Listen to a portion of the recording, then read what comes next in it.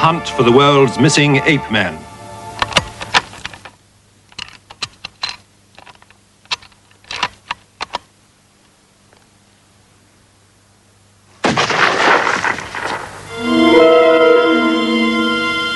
In the wild tracts of the Pacific Northwest of America, men are now out to try to kill the ape man. Indeed, is this uniquely film of Bigfoot, the yeti of the United States?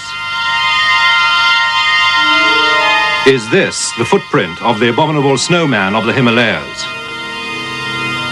Lord Hunt of Everest fame is a believer.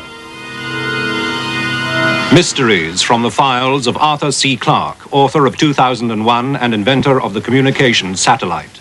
Now in retreat in Sri Lanka, after a lifetime of science, space, and writing, he ponders the riddles of this and other worlds. It may seem incredible that creatures like large man-apes can still exist in the modern world. Yet the evidence for this is now quite considerable.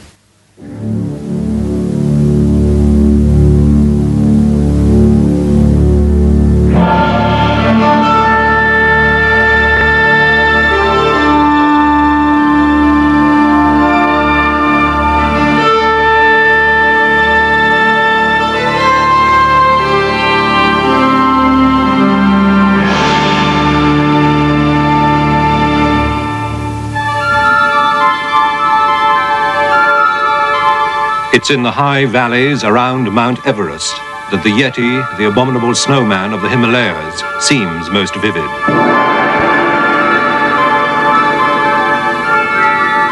For the Sherpas of the high mountains, there are no doubts.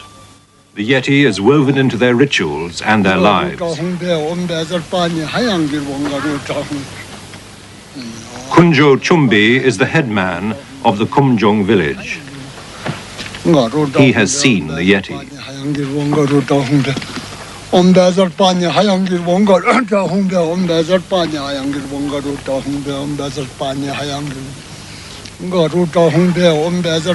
In the monastery above the village, he keeps what he believes to be its scalp, preserved as a relic in a box.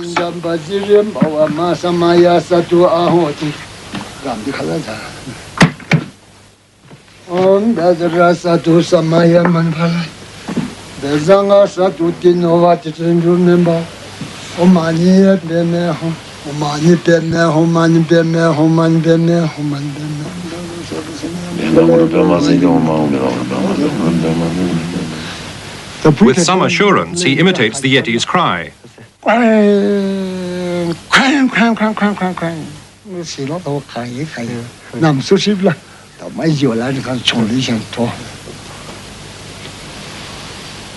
That cry is listened to in fear by the Sherpas. 6 years ago, Lakpa Damani heard it close by. A yeti came and attacked me and threw me in the river.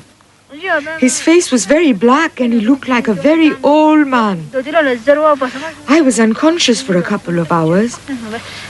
When I woke up, I saw the yeti had killed some yaks and a cow. She says the yeti had picked up and thrown into the river her.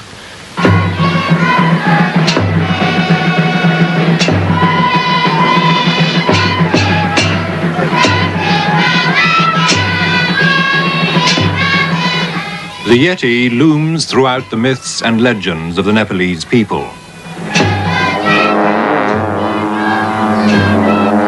Desmond Doig, with Sir Edmund Hillary, led the biggest expedition to hunt for the yeti. He found that the Sherpas had the most precise physical description of the creature. To the Sherpas, he's got a conical scalp, rather pointed ears, splayed nose, he's shaggy, he's bald around the chest and his tummy, and has a fairly human face. He's very nasty tempered, very, very nasty indeed, and is known to rip people apart if he gets a chance. Doig's expedition wrote off the yeti, wrongly he now feels, as an Oriental fantasy. I'm afraid our expedition was a great gaudy mess. Any self-respecting yeti would have kept way, way away from us. We had 600 coolies. We had about 200 Sherpas, and there were about 40 of us in the most beautifully designed and colored anoraks. Our tents were all vividly colored. We smelt different, we looked different, we behaved differently to the local people, and the smells of our cooking must have horrified everything within smelling distance. Well, the hard, rather soulless results of the expedition was that the Yeti didn't exist. Other expeditions have also failed to snare the abominable snowman. But for 50 years now, Westerners have continually been coming back with new testimony. Emil Wick is one of the world's most experienced mountain flyers.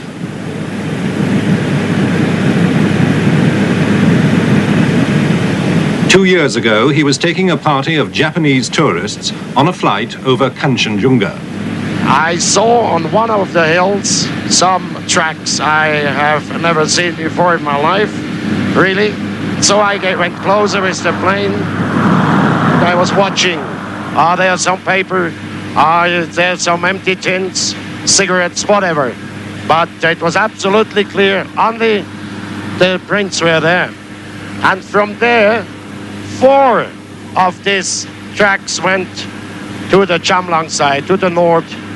And I wanted to follow also, but the lady which was sitting on my right seat said, "Captain, very sorry for that, but we paid the Kanchenjunga flight and not the pleasure flight for you." In 1951, photographs of footprints were taken on the borders of Tibet by the late Eric Shipton and Dr. Michael Ward.